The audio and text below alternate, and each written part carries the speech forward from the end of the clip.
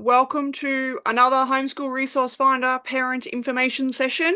Super excited tonight. I've got the lovely Amanda Bartle join us. Thank you, Amanda, for Hi joining. all. And I'm excited for two reasons for this one. Number one, travel, my utmost favorite thing in the world to be doing. And number two, actually talking to a homeschool mum that's done this, using travel as an educational tool. So I think we won't waste any time. I think, Amanda, I'm not going to assume that everyone here knows you, even though some people may. Let's just give you a really quick background of who you are so people can get to know you in, 1 minute. Yeah, sure. Well, I'm a homeschool mum. I homeschooled my kids from sort of like grade two to completion. All three of mine have officially graduated now. They all come and go and do their own thing. They're all employed and they're studying and they're doing what they're supposed to be doing as young adults. And we're getting used to living that life with as an adult family now, which is a different vibe entirely to the homeschool days. Um, yeah, I've tried everything, bit of travel schooling, bit of co-op stuff. I do a lot of talks and things like that when people need information. So I'm on Facebook too much. So if you've seen my name around, that's probably where you recognize it from. Perfect. Thank you. Great, nice short intro. So before we get right into it, please use the chat. It's going to be really casual tonight. If you've got any questions at all, just pop them in the chat and we will get to them as best we can. I'm going to jump straight in and ask you what inspired you to travel so much with your kids? I think I've always just had the travel bug. When I was pregnant with my number two child, actually bought a camper van and just disappeared and ended up in Tasmania. And I came back because I didn't fit behind the steering wheel anymore. so, so I think the travel bug kind of started there. So I went to Tasmania by myself with a toddler because my pregnancy hormones were so chaotic that they just went, yeah, let's go on an adventure. And because I survived that, despite the fact that everyone thought I was absolutely mad, I then realized I could go anywhere and I could do anything and I could see the rest of the world. So there was really nothing stopping me at that point. It's like, well, I managed Tasmania with a toddler and heavily pregnant. I can go and do this, that, and the next thing. And ever since then, I have just been taking every possible opportunity to vanish from my everyday life and enjoy the rest of the world. Mm. Oh, I love that. That's so brave of you. So brave. Yeah, Well, madness. maybe we should actually do a really quick recap of some of the big trips that you have taken with your kids. Oh yeah, sure. Okay, so well, I think the first big one was when my oldest daughter was two, and I took off. We drove all the way down the New South Wales coast, across past to Warrnambool, and then over to Tasmania. Saw all of Tasmania, and then came back again, up again before the baby came out. Then I did Thailand with my mummy friends to celebrate some birthdays, and then we since then we did 2 months, was sort of 6 weeks to 3 months every year for quite a few years. We saw a section of Australia. So I've seen most of Australia. I have yet to get to WA because we had that one planned for the COVID year and they wouldn't let anyone in for a really long time. So I'm still pretty desperate to get to WA and do my 2 months traveling there. Um, we did start our Australian camping 6 week 2 month adventures in tents, and eventually upgraded to a little camper trailer, which we still have and use for regular adventures. I started going overseas as soon as I could. Just as soon as I could, really. It took us a little while. When the kids are younger, traveling overseas by yourself as a mum is challenging when you've got three kids, and I can't actually sit with them in the plane. So that's the other thing when you're a single mum with three kids, you can't you have to have an adult with one of them. And I had to rely on complete strangers to be that other person in the airplanes because you can't have that many kids in a row. So we did get stuck on that. And so we just sort of stayed in Australia and drove instead of flying. And then we did Thailand, we did Vietnam with the homeschool group, we did Thailand with the homeschool group as well. And then just recently, I've gotten back from a 100-day adventure pretty much around the world, but most of it was in Europe. We saw the top of Africa. and India on the way home as well. So quite a few. It looked amazing. If you don't follow Amanda's Facebook, she shared lots of information, and I think great homeschool related information is what I really enjoyed about all the pics you shared. Little kids can. Little Kids Can, which is called Little Kids Can because we never updated the name when the kids got bigger. They never grew up. I might not have.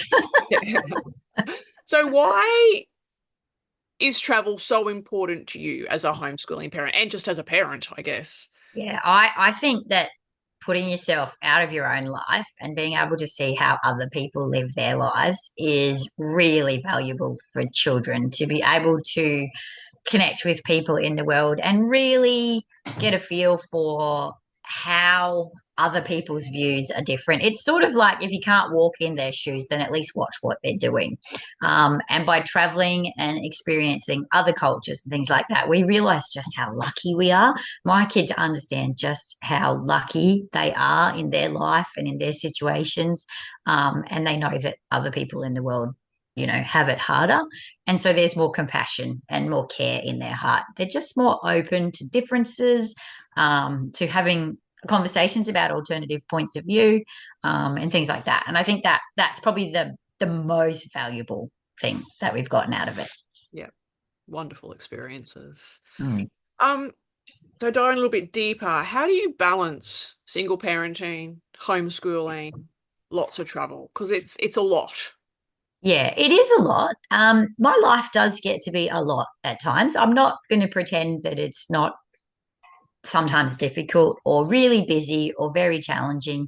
There have been moments where it's been complete chaos, but generally speaking, I think we function as a team. So my family functions as a team. I'm not 100% authoritative in a parenting style, although my kids probably think I am. I do say, hey, look, the dishes need to be done. I don't actually have time to do them. Can you do that? Can you guys make sure that happens today? And I don't ever have to really say much more than that because they know that by helping out, it means that they're going to get a home cooked meal or they're going to get me driving them to wherever they need to go. So I think part of it is we balance that chaos by being all on the same team, and that part of that is family culture. So I think that's a big part of that. I have quite a high amount of energy, so I think that helps too. Is like I don't mind, I can fit another thing in the day. I don't really watch TV either. So I think I have more time than average because I don't do that. I'm on Facebook more time, more often than I'm watching TV because I don't find it that interesting. So I might watch a show with the kids here and there each night, and it might be, a 40-minute show, but I don't ever watch a second episode. So I have extra time to get things done when other people would probably sit there and waste a couple of hours in the evenings. We don't realize how much time we waste watching TV. So I don't really do that. So that gives me a bit more time. The single parenting part of it, I actually think that was easier. Like once I was single, I found that it was easier to single parent than to co-parent. Possibly because I was doing a lot of the work anyway, but I also found I didn't really need to worry about other people's opinions other than my children's at that point. So there's less of that balancing. I didn't have that fourth child to take care of, so that actually lightened the load. So there's parts of that. I didn't find the single parenting made it harder. Mhm. And even when we're traveling, because my kids were a little bit, well, they'd had quite a bit of experience and then they were older when we went overseas. So they'd been traveling, since they were two. They knew how to set the camper up. They went traveling without me. They went to a homeschool camp without me and set the camper van up and everything themselves, got the fridges all running and set the solar up. They know how to do all that because they've been doing it so much. It's a part of their life and a part of their story. So, I'm not doing all of the work. They are lifting some of the load themselves, but I also just think I've got a lot of energy and I'm prepared to spend it doing the things that I love.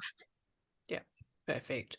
So I guess you would say that you've sort of built that resilience and self-reliance in your kids from a really young age by starting with just smaller camping trips and those sorts of things. Yeah, Yeah, definitely. Yeah. laid the pavement for the big trips. So, Yeah, there's groundwork in there. And we are, homeschooling has helped in that regard as well because we're so used to being in each other's company. It's not actually a big deal when we go jump in a camper van and have to live together, or when we're staying in an Airbnb after, hotel after hotel after hotel. We don't really get on each other's nerves very much. So we don't need to worry about that rubbing each other the wrong way kind of thing. We're quite used to dealing with each other's eccentricities. yeah. Okay, great. So, how do you guys choose your travel destinations? And do you do that in conjunction with your homeschool learning or interests and those sorts of things? So I would say generally not. I don't choose the destination based on the homeschool, but I will know, like if I'm like we went on a Vietnam tour with a homeschool group, and I knew we were going to Vietnam and I had a year's leeway. So I made sure that during the time prior to that, we studied the Vietnam War and a bit of that history, and my kids knew what communism was and just a few things like that. So we did sort of a term on that background information so that when they got there, it wasn't, they had some background knowledge to go with why the people behave the way they do. And then when we went and saw the war memorials and things like that, they had some background knowledge to go behind that because it was pretty confronting. And I'm really glad we had some background knowledge on that. So, yeah, things like that we do. I'm perfectly happy to also go. We went to Phuket with a homeschool excursion, did absolutely no, um, pre study or anything like that, and just went as a social kind of have a good time trip. And I'm also perfectly okay with doing that at times. We did, when we did our big trip to Europe recently, we did pick some places that we had studied more in depth. So we did a couple of years where each week we did a significant structure.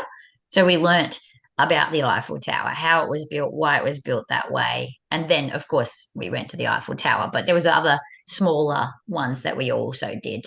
So I was like, oh, well, most tourists perhaps wouldn't have gone to this particular tourist attraction, but we went because we'd studied it and the kids were curious to go and see the real thing. Yeah, perfect. So you did a lot of study leading up to the trip. What about when you're on the trip? Is that sort of we're just exploring this as we go? Are the kids expected to do any written reflections or any of those sorts of things? How do you handle that part of it? So when we're doing our two month trips around Australia, I actually expect my kids to keep a journal because it was a regular part of our year. I don't expect them to write in their journal every day. I was looking for like 3 entries a week. I didn't tell them what they needed to be on, but I said, look, I want you to do some writing because we're away for a couple of months and we're never catching that up when we get back home. I'm not that kind of mum. So it was like I wanted them to do some writing, and they actually really value those journals. They pull them out and they read them. They're very treasured. I kept a journal as well. I found that was really important that I could not get my kids to write significant journal entries unless I wrote them as well. So I wrote journal entries while we were traveling, and I read mine out loud as an example. Just to give them an idea of where they can go and what they can move forward. And my kids still read my journal they open up their page and read theirs, and then they find the matching dates and they read mine as well. So they find that helps them remember more of what it was that happened. And that's been as valuable as taking photos. When we're overseas, we don't have time for that. So I actually don't expect them to keep a journal. They do take photos, and they message friends, and I keep a record of what we've done overseas on Little Kids Can on Facebook, so they can look back over that and they can see their learning reflections. I don't expect them to do any, reading specifics or research or anything like that while we're on an overseas holiday, just because there's better things you can do with your time. And we might go on a tour for the day, and that tour guide is going to be telling us the history of this, that, and the next thing. And I'll listen to audio tour guides as well. When we went to Pompeii, we didn't go on a tour.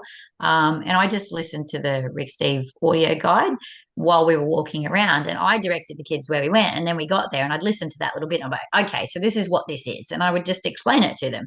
And it makes everything come to life if you have that little bit more background information.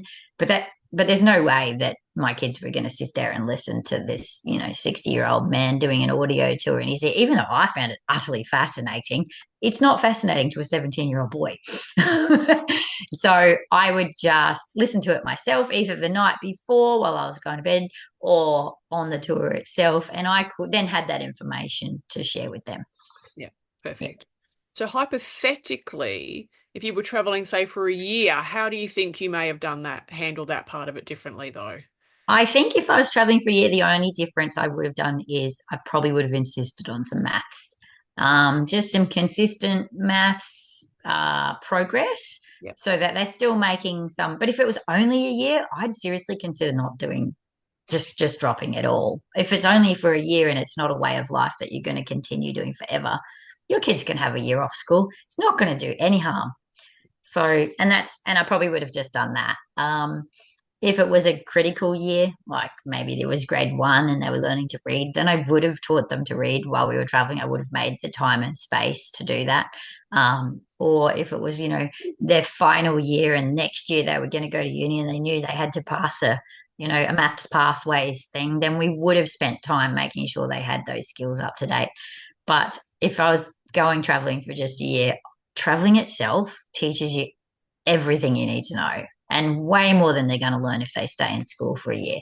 yeah, So I wouldn't have been too stressed about it. In hindsight, I can say that with all confidence. Absolutely understand that if you haven't been traveling yet, you don't believe me. yeah. And if you've got little kids, they also don't believe you. Absolutely. Yeah, I But yeah, fully get it. Kirsty, teen boy activity ideas for when you were traveling. Our boys are all about moving, not audio tours. Oh Oh, yeah, yeah. we'll Yeah. get to that. Teen boy activity ideas. That's a great one.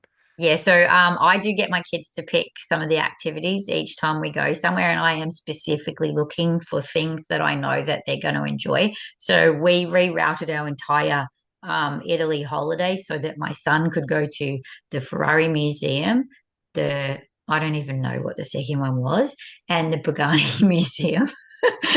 And we only had 2 days to spare, and I'm like, yeah, we're making it work because that was what he was really interested. I went, I loved it. It was fantastic. I didn't think I would enjoy it anywhere near that much.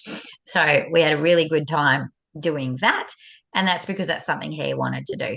I'm pretty quick to book something like quad bikes around the pyramids of Egypt. We did that because I know all my kids are going to love that. And I'm kind of a kid at heart, so I knew I was going to like that too. So we will do, instead of walking around or getting a guide, I'll be like, okay, wait, there's a quad bike version of that. Let's do that. We did camels through the desert of Morocco, and I knew quad bikes were an option on the way back. So I did give my kids the option to do the quads on the way back. And yeah, they went. They didn't want to do it. They were happy to come back on the camel with us. So I was a bit surprised. I thought they'd jump at the opportunity, but I guess they'd done a bit of that already then. Um, I do tend to give them a fair bit of choice. And if I'm going to do something for the day that I know my son is not going to like, I will actually say, hey, look, do you want to maybe have the day off? If it's been a really busy week, I'm happy for him to hang back at the hotel and miss the occasional thing here and there. I don't expect my kids to listen to audio guides anywhere we go. I kind of feel like that's my job because they don't, I'm not annoyed by them. I'm happy I can listen to them on double time. So that's also really cool. And I can process that and then just tell them the information they want to know because they're all happy to learn from me because I'll pull out the interesting bits and pieces and filter all the boring bits out. So, but there were times when we went to the Louvre. We were there for 6 hours because my daughter loved it, absolutely loved it. She's like really into art. But my other two were over it after the third hour and were playing games in each section on their phones. And I was like, do you know what? They've been to the Louvre. They've spent a good few hours here. I'm going to let that go. They did pay attention. They saw all the key artworks that we went there to see. I sent them off for scones and hot chocolate. And then they joined us and we were there for 6 hours looking at artwork after artwork after artwork. And I probably could have stayed for another 2 hours. So, but I don't expect everyone to have the same amount of passion and love for all of the same things. Mm. And so we know that, and my kids know that they have different interests, and they're pretty good at supporting each other's interests because they've been doing it for years. So Yeah. Yeah, And I'm going to assume that's probably a conversation you had when you're planning the trip. We've all got interests. We're all going to choose a couple of things that we're interested in and go along and do these things. absolutely. Yeah, Yeah, actually, Kirsty, food tours. Did you do any food tours at all? we actually didn't, and I was really surprised. I was actually really surprised that we didn't. We did plan to go do cooking class in Italy when we were there, but when we looked at the cooking classes that were available, we're like, we already make all this. So Mm. we didn't realize before we'd left that our diet here at home includes just about everything that everyone across Europe and North Africa and yeah, look, that's what we eat. So we found that we were going to a cooking class for something that we already knew how to cook. So we tended not to do those. But I do actually regret not doing an olive oil tasting tour. I wish I'd done that when I was over there. So I'm going to have to go back now. But we You've always got didn't to do leave it. things undone so you can go back. Absolutely, yeah. But I do recommend you do a food tour because everybody who says they do them, they all come back raving about how fantastic they were. So, or just go to Barcelona because I swear everything we ate there was amazing and you could not go wrong. You could just do your own food tour, walking from place to place and nibbling on whatever's available. Oh, well done. Well Mm. done.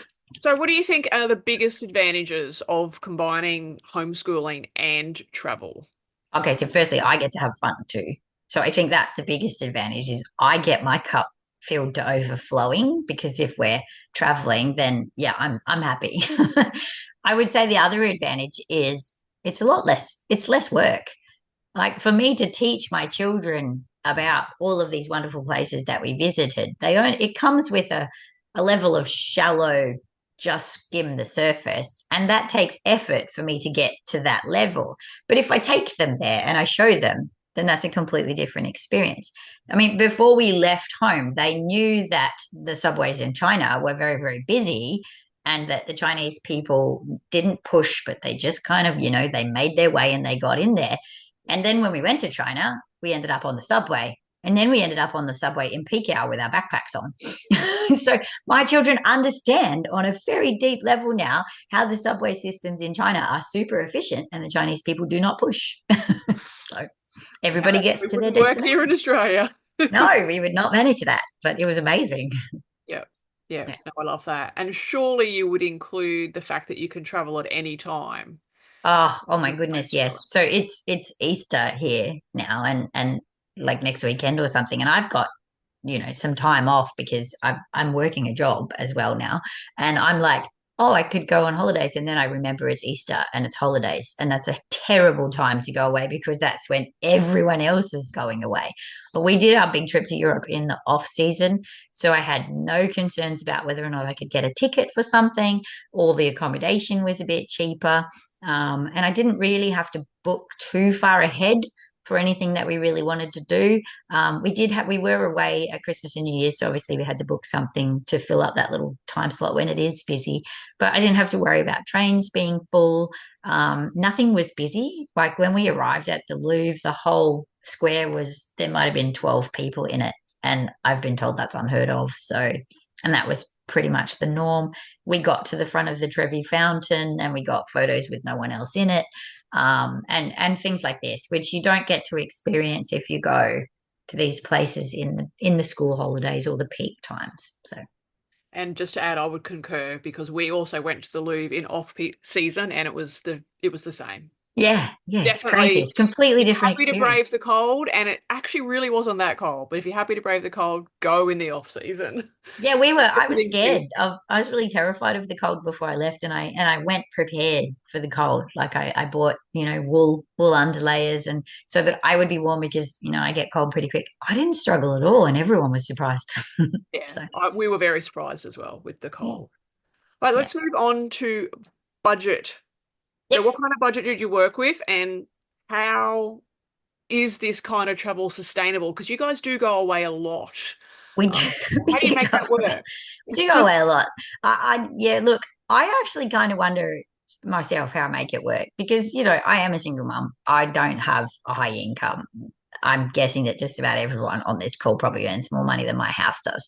Um, but we do have some things in place. So I don't have a lot of vices. I don't drink much. I don't smoke. I don't we don't spend a lot of money on habits or memberships or TV streaming services, those kinds of things. So we don't have a lot of money that just vanishes out without something, without a purpose. So that I think helps. But what I mostly do is I actually save money the second it hits my account, because travel is really important to me. It's a priority in our life.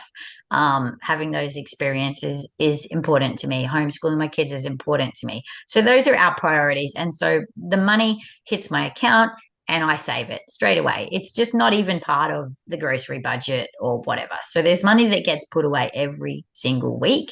That money comes in. We have a savings account, which is for travel. And I think that is the big thing, because if you save $50 a week or $100 a week or whatever you can manage, then it adds up and you can go overseas, or you can spend 2 months traveling around Australia, or you can do whatever it is you want to do. And then we had a lockdown for 3 years where I couldn't go anywhere, couldn't get to WA where I wanted to go. Traveling was really difficult. We had to do a couple of border runs for my kids for university during that time, and it was actually really stressful. So we had 3 years of savings just sitting there, and that helped us afford this bigger holiday that we went to overseas. My children also got part-time jobs when they turned 15. They saved, and the ones who were over 18 who came with me also put money into that holiday. So in my family, I'll support my kids until they're 18. Once they're 18, they have to, help contribute. So they're paying rent and board, not at the full rate, but as they earn more money, then it becomes a full rate. As they get older, it becomes more expensive because otherwise they'll never leave home, right? Um, so there's those things that help. So we did that. When I was doing the 2 month trips around Australia, honestly, that didn't cost us much more than staying at home. So I really only needed, $1,000 or so to cover petrol, because it did cost more in petrol. The food was the same as when we were at home. Our activities expenses, they weren't much different to, paying for co-ops and after school dance and things like that. So when we were doing our inside Australia ones, there really wasn't a lot more on the table in terms of money. And so we did that for quite a few years when the budget was tight. Um, and then as the kids got older and they could help contribute paying some of their way, then that opened the door for us to go further afield. So we did our big trip to Europe. And I know that there's people in the school who only came to find out how much that cost. So I added it up for you. It's taken a really long time. It cost us $55,000. So I had budgeted for 60,000, and I had another 17, I think, in like emergency available, which I could access if we blew it, which we fully expected to do, and actually came home with a little bit of change, which surprised everyone. So, Right. I think um, you've done well with that yeah, budget. I Just think we on did that, really well. with Mm, the budgeting, how did you, in terms of accommodations, obviously you're moving around a lot. What did yeah, you do and how did you work towards finding affordable and safe and suitable yeah. accommodation for all of you? How did So you do we had accommodation budget of $200 a night, so 200 Australian dollars a night. That was what we were aiming to average. Now, obviously, some nights. I mean, one of our accommodations was $1,000 a night. That was our ski lodge for New Year's. Obviously, you're not going to get cheap accommodation in a ski lodge on New Year's. So we paid more sometimes. And then obviously when we were in India, it was not going to be $200 a night. So we averaged it out by spending some time in more expensive countries and then in cheaper countries.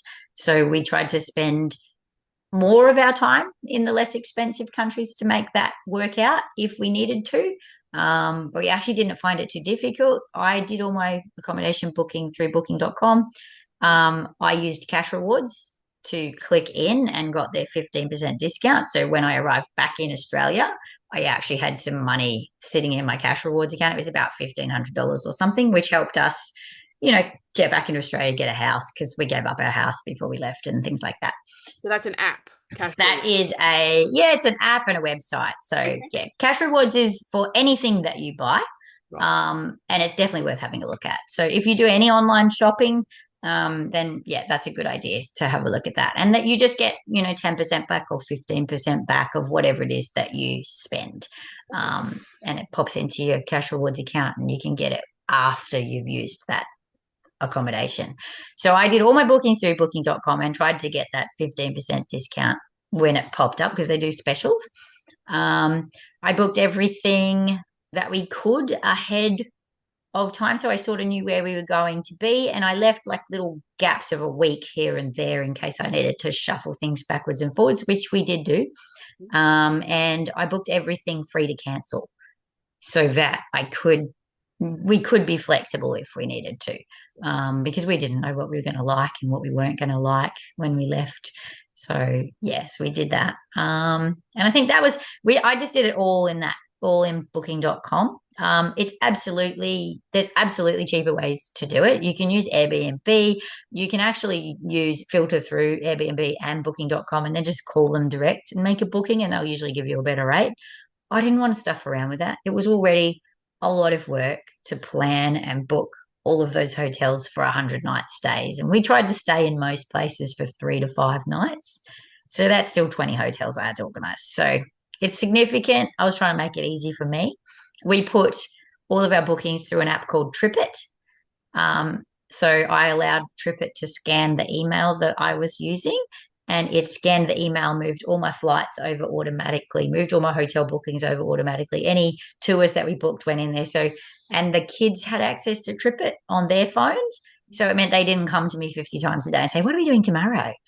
So they could just, I'd say, "It's on TripIt," and they could go look it up if they wanted to see what the accommodation was like at the next place or whether it had a dryer so they could time their washing.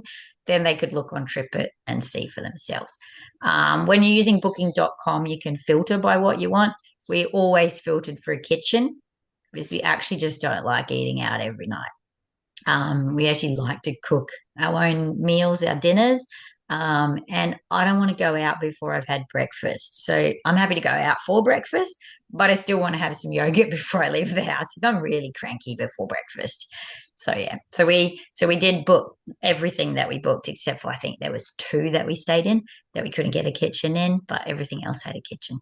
Perfect. Did you have any out of 100 nights, so 20 odd hotels, did you have any shockers or anything that We didn't work? didn't. No, Okay. because I mean, they have a rating. You can see the rating. We did get to one in Egypt where the taxi driver who took us there wouldn't let us out of the car because he's like, "I don't like the look of this."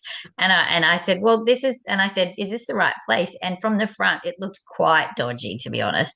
And it just so happened they were building another hotel in front of the one we booked. So he got out and walked around and went and found our hotel and then he drove the cab around to the front door. He wouldn't let us go through the bit where they were building. So he drove the cab around to the front door and got us out and went upstairs and had to interpret because the owner who spoke English wasn't there and only the cleaning lady was there who spoke no English. She only spoke Arabic. And so he interpreted and then found out that the owner wasn't there yet and we could just take a seat and she would make us a cup of tea and we could just chillax and chill there and relax. That hotel was amazing. It was owned by a high school carpentry teacher. So he was a carpenter, and I said if we'd had more time, we would have stayed there for a week, and I would have sent my kid to school with him. But we ended up going downstairs later in the afternoon, and they had a taekwondo class on, and all of the girls who were in there were Muslim, so they had headgear on, and they're doing taekwondo in their full headgear. And I've got a black belt in taekwondo, so we were really fascinated. So we just stood at the door and we were looking, and they invited us in and let us sit down, and we watched the class, and we really had a great time there. So you never quite know what you're going to get behind those doors, but we did read the reviews and we did check the star ratings. Anything above an 8 is always going to be great. So Yeah. Well yeah. done. Sounds like he was meant to pick you up. Yeah, yeah, absolutely. Yeah. We'll go back to that hotel. Yes. Yeah, perfect. So how do you think, with the amount of travel you've done, how would you say this has impacted your children? Their lives, their Oh, personalities, all of that. oh, well, that's a big question, but I think it's had significant impact. So I'd say for one, my kids are brave. They're really willing to step out of their comfort zone and have a go at something. They'll stand up for themselves. They'll ask a stranger for help. They're happy to go and ask for directions. That just the little things when they can jump on any public transport and that's super simple for them. Not so much me. I let them do the transport, but they're very, very capable. So, my daughter was 17 and she had her P's. She just got her P's, and she had a week's prac that she needed to do, which was 20 hours away, 20 hours drive away. And so she drove to that prac on her own, which I wouldn't think if she hadn't had all that travel experience would have been even an option. So she hit some hiccups that she had to get over. Like there was one place where she pulled in to go camping for the night, and the sign on the door said that you had to be over 18. She's rung me and she goes, the sign on the door says you got to be over 18 to camp here. And I said, pitch your tent and then go and check in. So she's like, yeah, good thinking. So she's done that because once her tent's pitched, she looks like a capable, Mm. no nonsense kind of kid, and they're going to let her stay. The next place she stopped, they wouldn't let her actually book a hotel because she was under 18. So she's like, what do I do? And I went, oh, well, get me the name of the hotel. So I called and made a booking. So, and then she walked in and said, yep, that's my booking. And then they let her stay. So, they're capable of overcoming those things or seeking the help they need to make that happen. So I'd say the bravery is definitely part of it, but they're also very compassionate and aware of other people's lots in life. They understand poverty in a very real sense. They understand abuse and women's rights and how that differs around the world. They understand that children need to be protected at a level that you can't say that most 20-year-olds get. So I think those are the biggest things that they understand. They also really appreciate that what's available in a city, in our city. We're in Brisbane, and they really appreciate that they have access to free public libraries and things to do, performances. They've seen what's available in rural Australia. And although they probably will all live rural at some point in their life, they're country kids after all, really. Um, they understand that you can get services in the city and that it has those advantages. So they sort of can make the most of whatever situation that they're in. Yeah. And I'm sure all that travel has helped them see that they live in the best country on the Oh planet. yeah. Yeah, absolutely. They're Aussie through and through. They're Yeah. never living anywhere else. Yes. And they loved some places like when we were on our Europe trip, I was like, oh, I could live here. I could definitely stay here for a few months. And they're like, nah, I'm going home. So they loved it, but they're like, But no, you yeah, can't beat Australia. yeah, to So, appreciate our country because a lot of young people don't realize how great of a country we live in. Yeah. absolutely. So Yeah. I want to move on to some of your most memorable travel moments with Oh, your kids. It doesn't necessarily need to be from the trip you've just done, just from yeah. over the years that stand out in terms of obviously travel and education and homeschooling. Yeah. Okay. Oh, that's a big one. Okay, so going way, way back, I remember going on a holiday with my children and we were camping and we ended up at a place with the pub with no beer down on northern New South Wales. I can't remember, it's near Mullumbimby somewhere. And we camped in a paddock across the road from it. And my family, my extended family, showed up. So we actually camped with my mum and my dad and my sister, and actually it might have been two of my sisters and my kids. And we had an absolute blast playing just lawn games with them for the night. So we really enjoyed that. Jacob's favorite travel experience was when we went on the dinosaur trail out towards Winton.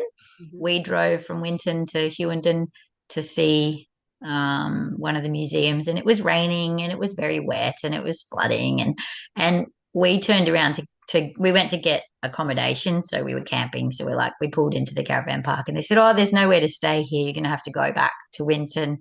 And we already knew there was nowhere to stay back in Winton, but it was a slightly bigger town. So we're like, okay, well, I guess we'll head back that way. Um, so we drove back, and as I was driving back, I saw some flashing lights behind me.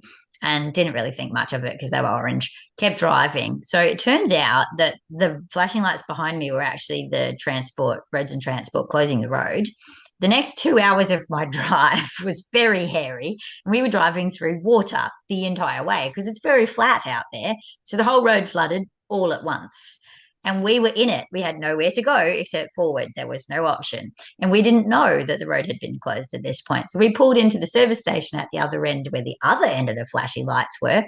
And all these truckies have come straight over to my car and gone, "Hey, love, did you just come through there? You're the first car we've seen in 2 hours." And I'm like, "Oh, no."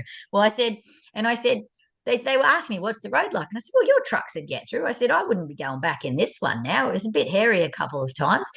And we ended up camping at that servo because there was nowhere else in town. The only other option was across the road at the cemetery, which my kids said, "No chance. We'll sleep in the car before we camp in the cemetery," right? That was a no for them. I'm like, "Oh, I was up for it." So we camped at the service station, which fortunately had hot showers and hot chips. So everyone was happy. And by the time we woke up the next morning, I went to bed early with a headache, left my kids playing with the truckies and whoever else pulled up to camp there. It was a pretty busy place that night because there was nowhere to go. We woke up the next morning, we were completely surrounded by about 50 road trains. There were road trains everywhere. My son's eyes just bugged out of his head. He thought it was the best thing ever. We had to stay there all day till all those road trains moved because A, we couldn't get out, but B, there's no way he was leaving. Oh, I love So that. And wasn't even part of your trip. yeah, It's no, it was always those just an moments, isn't it? old memory from a long time ago. Yeah. Yeah. So, but yeah, no, we did love many things about our last trip. We really enjoyed experiencing Pompeii. We were so surprised at how well preserved that was, and wandering around and looking at, like, listening to the audio and being able to see how the people lived, and just how advanced that society was. They had one-way streets, and they had like roundabouts. They had like, they didn't cook at home very much, so they had takeaway stalls out the front, and there was hundreds of them. There was lots of these takeaway stores, so you would just go and get your food and then go and eat it. They didn't really cook very much at home, so everybody ate out. We loved that, and I was telling the kids how they work. There was bakeries you could see. There was a brothel that was absolutely hilarious. The ancient Greeks and Romans were pretty, they were people with vices. Let's go with that. So when you walked into their homes and you saw the pictures on the walls, you got to see all the pictures on the walls. And I was really grateful my kids were old enough to have a giggle with them about that and say, "Hey, can you imagine putting this on our wall at home? And how would the visitors react when they came through the front door?" And those kinds of things. So we've got a lot of those, family stories that we giggle about here and there when we see certain things. So yeah, shared culture. Yeah. And Yeah. and it's a whole other experience when you've got little kids versus big kids. Yeah, Yeah. absolutely. Yeah. Yeah. Different If I've great got, yeah. memories. Yeah. Yeah, when we're traveling with little kids, we're interested in trucks and dinosaurs, and we're traveling with big kids, and we get to laugh at prostitutes and Yeah. brothels. Yeah. Perfect. Love that. Okay, so we've got people here interested, obviously, because they want to hear more from you, want to hear more about travel. What advice would you give parents who would like to dabble their toes or take a massive, big, long trip, maybe take a year off? That will be my ultimate dream, and take their kids and go travel the world. What advice would you share? I'll just go, just go. I mean, really, you need to just commit to going because we were always going to go to Europe. We were going to go to Europe. And then I was like, you know what? My kid's 20, my oldest is 21. I'm like, if we don't say that we're actually going and book a date, we're not going to get there. So I said, well, I'm looking at all our calendars. You're in a job you don't really care about, so you could just quit and come, and you've been there a year at this point. You can't leave a job before you've been there for a year. It doesn't look good on your resume. So I said, at this point, you've been there a year. You could take a term off at uni. Your boss still loves you. You'll have your job when you get back. And then we kind of just went, you know what? Let's just make it happen. And so we just picked a date, and that did turn out to be, not quite the right date because someone missed an important wedding and little things like that. But when you do travel, you are going to miss out on a few things that happen here back at home, but you have to keep it in perspective to all the things that you gain by being there. So I think that's important. Um, Start saving, because I think that's the biggest thing that stops people is the money. It is, it's not that easy to come up with enough money to do a world trip. And if you can find a way to, earn a little bit of money on the side. I mean, I write plans for homeschoolers in Queensland, and that money's not in my budget. So it just gets put aside to, pay for holidays and big expenses, because it's inconsistent money. It's not money I can rely on. Mm. So it helps to pay for big adventures like this.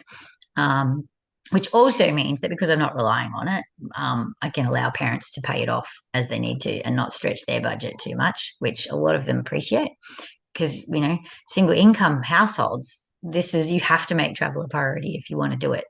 So I'd say that it's really about whether or not you're committed to go. And I just say go. And if you think that a year is too long, all of my children thought that going for a year was too long. I would have gone around Europe for a year, but they all said no. They couldn't get their head around being away for that long.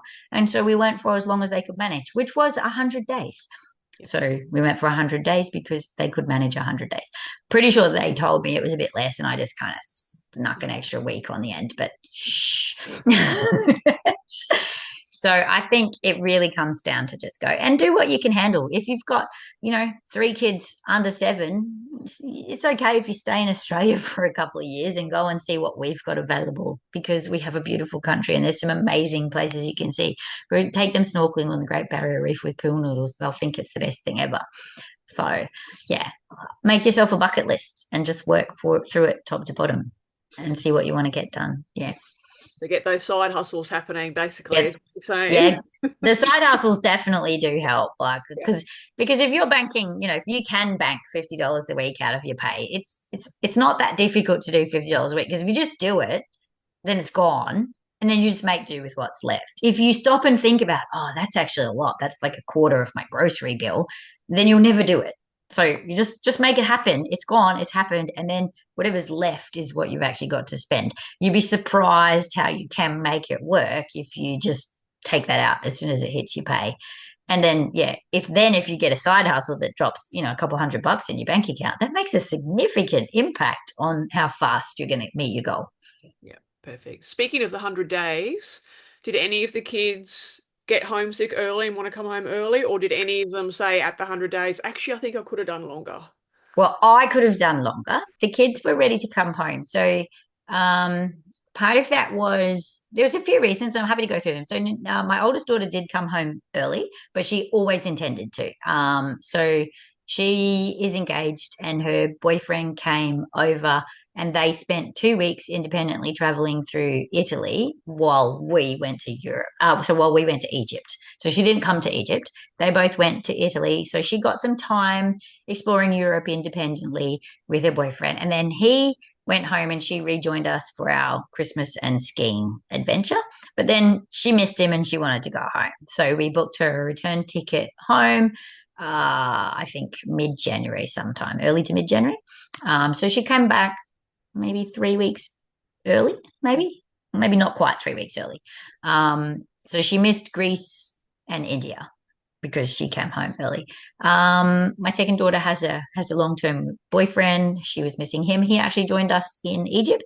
So I had 4 people with us the whole time, but the 4 people did very little. So he came and joined us in Egypt for 2 weeks, and that was exactly halfway in our trip, which was good for them.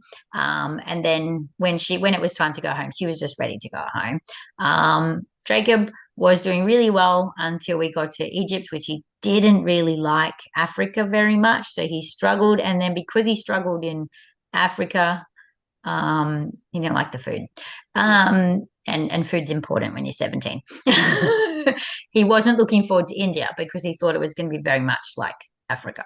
When we got to India, it was not really anything like Africa, and everyone was happy to be there. But yeah, so they were ready. They knew that that's how long they were going to be away for, and that's why all of our previous trips had only been 2 months or 3 months, because we never had an end date planned on those. But usually when we hit 2 months, we were all kind of ready to go home. So we did. The problem we find is that we have this lovely, amazing home life.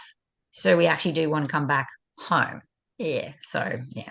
Yeah, Perfect. I'm just going to ask something quickly on a selfish note because you mentioned that you had kids' partners with you, Yep. and we're currently planning a family trip to Japan, and there will be eight of us because all my kids will have their partners with them. Yep.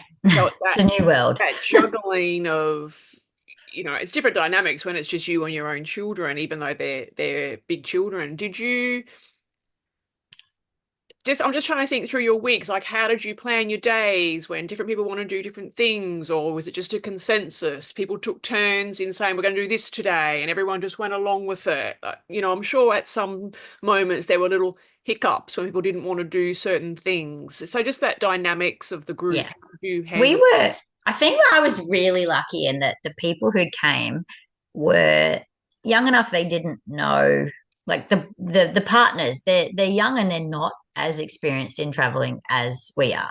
So therefore they were very willing to take our advice and do what we suggested. So I think that certainly helped.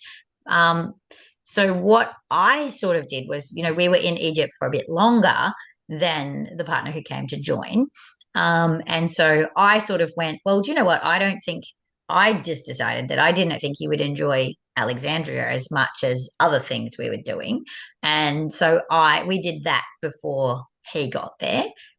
Which is also one of the more expensive day trips. So that meant that his budget didn't have to stretch that far.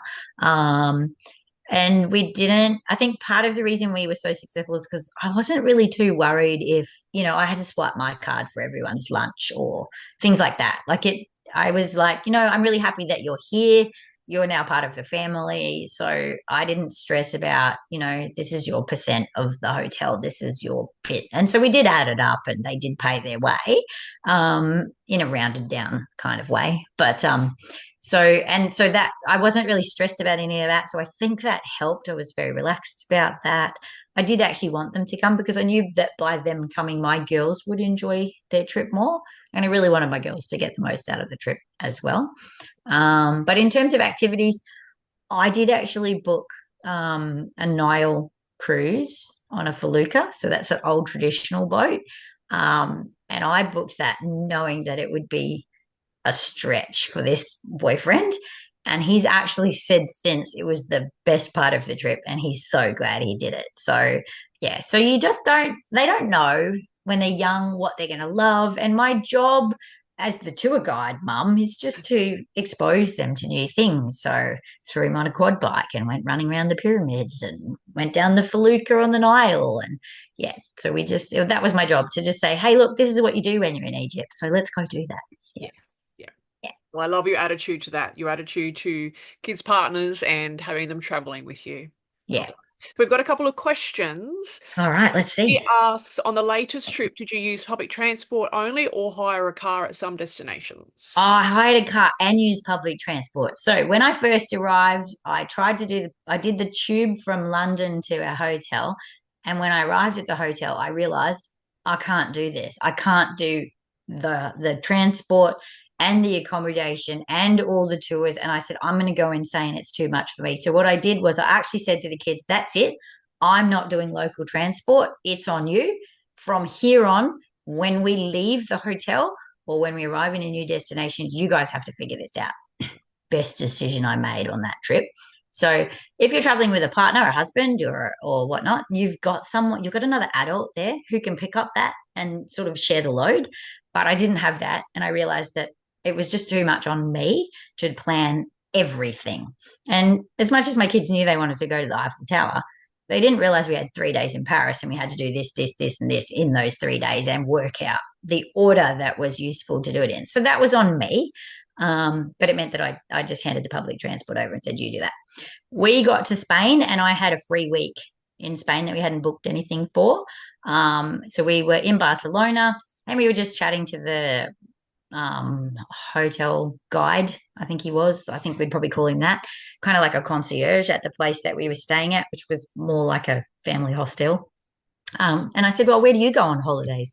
And he told us about a place in the north of Spain, which is a national park. And I said, that's exactly what I want. Can we keep talking? Can you draw me a map? So I went and hired a car, and we actually drove from Barcelona right to the top of Spain on the other side of the road and across. And we went to the national park, and it is absolutely one of the highlights of our trip. This place was insanely beautiful. Um, and it was actually the first time my kids saw snow too. So, and the first time they got altitude sickness as well. But that's another story. And so we saw all of that, and then we drove back down the inland roads as well. So I didn't hit anything in the car. My son says I was close a few times. But yeah, I Googled how do the Spanish drive. What do I need to know to drive in Spain? Learned a few things. I did have an international passport, which I organized before I left. So because I kind of expected that I would drive at least once, but I actually expected it would probably be in Italy rather than Spain. But the public transport was much better in Europe than Australia. It's very easy to get from place to place on a train, and it's quicker than flying most of the time. So we did a lot of trains. Yeah. Just pack lightly. Which did you guys take backpacks? We only took backpacks, 7 kilo backpacks. We packed very lightly, and that was winter packing, so it wasn't a lot of things. They got to 8 and 9 kilos at some point, and we came home with nine kilos because we picked up. I think we all picked up an extra jumper, actually, just another pullover. Because we just got sick of seeing ourselves in the same clothes, and we all hated the puffer jackets. So Mm. when you're packing light in winter, you need to take a puffer jacket. It's kind of the only way you can stay warm enough. And I really didn't like mine, and the girls got sick of wearing theirs. Jacob was pretty happy in his, but yeah, I'm not a puffer jacket girl, and I won't take one next time. Yeah. All right. Okay, Danielle asked for safety advice for single mothers traveling with kids. It's not you that's at risk, it's your teenage daughters. So I think that's something to be very aware of. If it's there were a couple of times where my girls did not feel comfortable, and there was an occasion in Morocco where I tore shreds off a young fella for um, making my daughter a piece of meat. In Morocco, if you upset a tourist, you vanish. They don't bother with the police. You upset our economy. So you vanish. So as soon as I started hammering him, about five Moroccan men just came in and just started going off at him and just shuffled us along. So, so they dealt with him. He was just verbally being, you know, catcalling in a nasty way. And I was walking behind my girls. So my girls were both in front, and Jacob and I were walking maybe 6 to 10 meters behind them. So they didn't realize we were together. So they were, he was very upset the second he realized that, he wasn't going to get away with that. And then they went out shopping together in Morocco again, and they weren't comfortable shopping there. But everywhere else we went, we actually didn't feel that uncomfortable. Jacob felt like him being there made that much safer, and I have to agree that having a male person there really did make us safer in some of the situations we're in. Probably the only places we went where that was even a concern was Morocco and Egypt. We didn't have any issues anywhere else, but those places they're really touristy. Like they're used to preying on the tourists, and they know that we have money and they don't have any, and they want it. There was a few things. I would suggest that you don't do what we did. We arrived at Morocco at 1 a.m. in the morning and had to go into the Medina and find our hotel. And Google Maps did not send us in the right direction. So we had to ask for directions from random people on the street at 3 a.m. So I don't recommend you do that. I actually found it a really valuable experience myself personally, but my daughter was quite shaken by it, and didn't like that aspect of it because there were families sleeping on the street, sleeping rough, and she found that really confronting. So don't arrive at 1 a.m. in the morning. Book your flight so you arrive at a sensible time. I mean, this is basic 101, but that's what time the flight was available that we could get. So that's what we took. I didn't feel unsafe. Actually, I personally didn't feel unsafe at any point on the whole trip. Um, there was one occasion in Egypt where I had to be very pushy to get through. In Egypt, they tourist line. they sell stuff on either side, and everyone has to walk through it to get to whatever destinations at the other end that you're there for. And they walk right in front of you and hold up the wares, and you have to actually walk around them. And one person was being particularly pushy, and I just kind of like shouldered him and went through. And my son came through right behind me and sent him flying because he tried to shoulder my son. And Jacob's no small fella; he's 6'2". So he's just gone and sized him up and just walked straight forward like he should have been able to do anyway. And this Egyptian fella's just gone flying, and our guide has turned around and seen it and nodded his head and gone nice, and just kept walking. So obviously it was the right thing to do because the guide had had enough of them as well. So yeah, but I think your tips for single mums is just I don't, you have to be aware of your surroundings, but most people are genuinely very helpful. You can hook up with other travelers if you're getting alone. If you've got teenage girls, they just need to be dressed modestly. And I mean really modest in some places. So we do have to be really aware that the what we show is in Australia is perfectly acceptable to wear, leggings and a singlet. I don't think we went anywhere where that would have been acceptable. So we just didn't do it. In India, they take photos all the time and videos. Like we are in thousands of photos. They don't ask permission. It's not part of their culture to ask permission to take your photo. They want a photo of every white person. This grey hair was such a novelty in so many countries. I am in so many photos because they've never seen a white person with grey hair. My daughter has very long blonde hair. She's in a lot of photos with teenagers because she's quite beautiful. So they all want her for their Instagram. She did actually go out. She did actually go off and spend a day with someone that she'd met, a local. They went to a photo booth and did some photos. Went to a cafe, had some coffee, and she spent the day hanging out with them. Just a girl her age. They had a great time. That person worked at the hotel, so we were able to kind of make sure they were, someone legitimate and safe.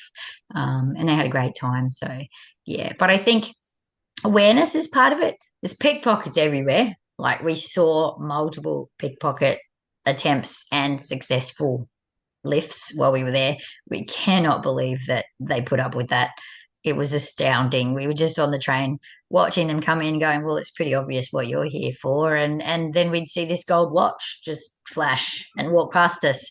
And we're like, seriously? No one says anything, no one does anything. They just put up with it. In Australia, there is no way we would put up with that. There would be people yelling, pickpocket, pickpocket, and blocking the doors and pummeling them to get that stuff back. We were shocked at how much of that there was. So keep your bags clipped, keep them on the front of you when you're in crowded spaces, and just be aware. But I don't think we're any less safe, particularly because we're female and single mums traveling. I think in some cultures, just being female is enough for you to be a target. Being white makes you a walking dollar sign. They assume we're all very wealthy. We did tell all of our guides when we went on a tour that we don't buy souvenirs, that we're not interested in shopping. We told them that we were traveling with a backpack and we had a weight limit and we weren't buying anything. And so that helped stop them from taking us down places where we didn't really want to be hounded to buy something. Yeah. Do you think having a guide helped you in those particular situations as well? There there are some places where you just can't get around without a guide. If you're going to Egypt, then you need a guide. You need to have a guide to go just about anywhere because if you go to the Egyptian Museum, there's no signs. So if you don't have a guide, you don't know what you're looking at. If you go without a guide to the pyramid, you are going to be harassed by every single camel driver, every single horse jockey, and every single quad rider, and you're not going to enjoy your experience there. So you need to have a guide to do that. Most of our guides, so when we're in Egypt, you just book yourself into the hotel and they will contact you. As soon as you make a hotel booking, we do guide services as well. That'll be the very first email you get. If it's not, don't worry because they'll ask you as soon as you arrive. So there was that. We booked some through Get Your Guide, which is online. We booked some through, was another place we booked. I'm not sure. Recommendations. So we had a couple that we booked from that a friend had recommended. probably mostly I went in blind, and we did get your guide and booked things that had 5-star ratings and lots of reviews. So when we were in Morocco, we did a overnight desert trip, and we booked the one that had 1,500 5-star ratings. I mean, you can't go wrong with 1,500 5-star ratings. And they were genuine ratings. You could filter through and see that people had actually been on that tour. And it was great. So, yeah. Does that answer your question, Kirsty? I think at the same time she asked about how did you find the guides? So, Yeah. Yeah. all right. Sometimes they'll find you. They certainly will.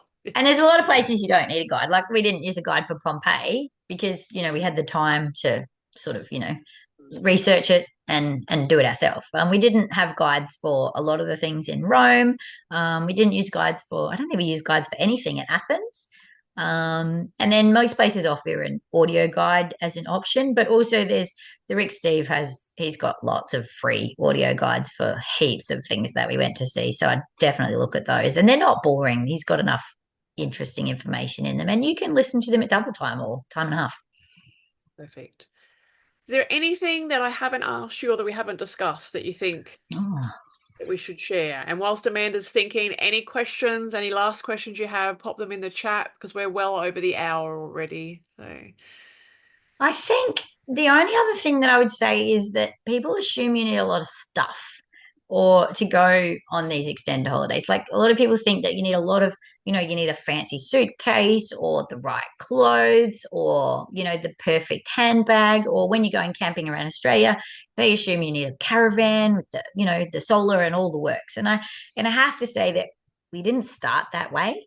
So when I did my first camping trip. Actually, when I went to Tasmania, I sold my car and bought a camper van because I had a toddler and I thought that she would need some kind of like enclosed space because I was getting bigger and bigger and bigger being pregnant and I didn't want to chase her around every national park we stayed in. So I actually sold my car and bought a cheap, I think maybe it was $5,000 camper van, which made it there and back. And then we sold it for more. So that was a win. But you don't need much. The next camping trip we did, we took 2 pop-up tents and everything fit in the back of the car I already owned. So, and we were gone for 2.5 months. And we did that setup a number of times before financially I was able to purchase my little secondhand camper van, which, is still considered pretty basic for traveling around Australia. Most people put, the bells and whistles in a giant caravan. I'm like, you know what? My little pop top camper van is doing just great, has everything I need. The only thing we really wanted to upgrade from the tents to the camper was internal cooking so that when it rained, I could still make dinner. Because again, we don't really like takeaway that much. So I wanted to be able to cook and stay dry. So that was the primary reason we upgraded that. When we went overseas, you don't need to buy the perfect backpack or this or that and the next thing. You need a passport. You can't get away without that. And you need a visa if the country that you're going to requires you to have one. I recommend you don't leave that to the last minute because it took 4 times for us to get our Vietnamese visas approved and 3 times to get the India ones done. So, and I think they're the only visas we needed for the whole trip. So, visas are a sticky one. But I think it's important that you just go with what you've got. So you don't need if the budget means like if buying the expensive backpack means that you're going to get one less day in Greece, then take the day in Greece and use whatever backpack you can find, beg, borrow, steal from a friend. Our backpacks were actually pretty fancy backpacks. We have Osprey backpacks, but we got most of them secondhand off Marketplace, and we were happy to use those. So I recommend that you just don't focus too much on the gear. Just get there and make it work. And when you arrive and you realize you haven't got enough jumpers, you pop into the shop and you get one, and you get to experience shopping in another country and buying a jumper where you don't understand a single word the salesperson is saying, and the ATM machine that you have to take your money out to pay for it is dodgy as. So that's part of the adventure. Yeah.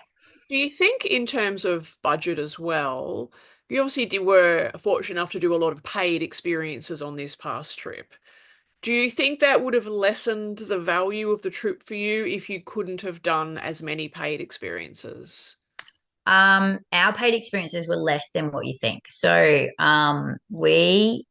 in terms of traveling on an extended trip like that, I would say we did the absolute minimum number of paid experiences. We did very, very little compared to what most people do.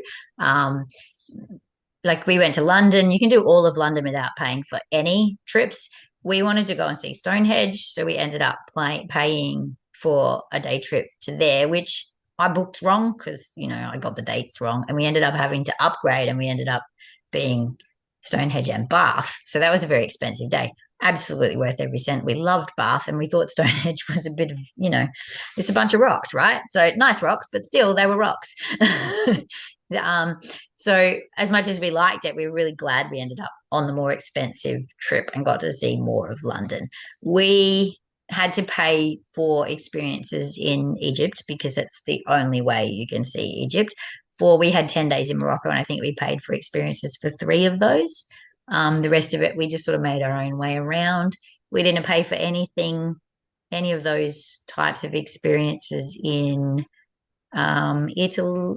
Oh, actually, we paid for entries in Italy. So in Italy, you don't need to pay to do a tour, but you're going to have to pay to get in. So you had to pay to get into the Ferrari Museum, pay to get into the Pagani Museum, and the girls just sat in the coffee shop and had a coffee. They didn't want to pay to go in, so they didn't. And then in Greece, we just paid for a ferry. We didn't actually pay for any experiences. Everything there was pretty much free, other than a couple of entry fees here and there. Um, and then trains between everything. So, yeah, we didn't do a lot of tours. And so I can say that it's definitely possible that you can get an amazing experience without paying for a lot of tours. But you will end up paying entry fees to go to things like the Louvre, and we went to the catacombs in Paris, and I'm really glad we didn't miss that. We didn't, there's a lot of free churches and things like that. So you can go in and see the artwork and how beautiful the churches are, and you don't have to pay for those things. We didn't climb to the top of anything because that was always more like for us to climb to the top of church A, B, C, or whatever tower. It would cost us the equivalent of what is Australian $160, because that would be an extra expense on top of the ticket. So with four of us, that added up to like, I don't need to see the view from up there. Mm. So yeah. Perfect. Oh, that's great. Okay. So, Well, no more questions have come through. So I think we can probably wrap things up. That was really right. good. Thank you.